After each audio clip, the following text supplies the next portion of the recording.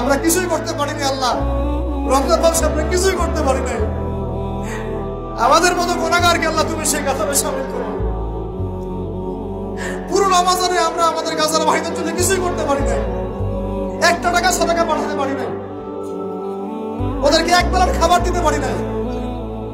রমজানে আমরা কোরআনের হক আদায় করতে পারি নাই, খাস করে তওবা করতে পারি নাই, তাহাজ্জুদ ভালো করে পড়তে পারি নাই, তারাবি ঠিক মতো করতে পারি নাই।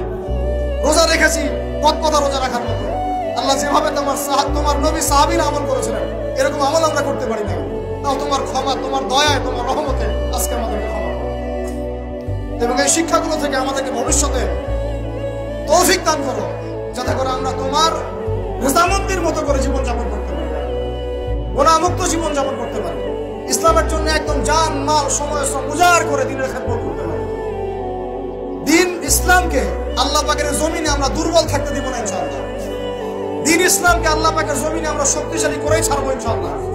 দিন ইসলামকে আমরা আল্লাহ পাকের জমিনে বিজয়ী করেই ছাড়বো ইনশাআল্লাহ। এই পথে যারা বাধা প্রদান করবে এদের বিরুদ্ধে আমরা প্রতিবাদ করে তুলবো ইনশাআল্লাহ।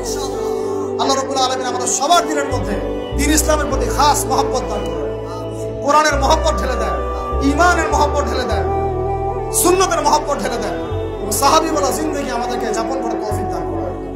আল্লাহ রাব্বুল আলামিন আজকের এই খুশির দিনে, গুনাহ মাফের দিনে আল্লাহ পাক আমাদের সবাইকে ক্ষমা করে দেন এবং যে ভুল ত্রুটিগুলো আমাদের দ্বারা হয়েছে আল্লাহ পাকের সমস্ত ভুল ত্রুটিগুলো মাফ করে দেন এবং আগামীতে যেন এমন ভুল ত্রুটি না হয়, রমাদানের শিক্ষাগুলোকে নিয়ে পুরো বছর আমাদেরকে জীবনযাপন করে তৌফিক দান করে দেন। আকুলু কওলি হাযা আস্তাগফিরুল্লাহ লি ওয়া লাকুম ওয়া লিসাইরিল মুসলিমিন।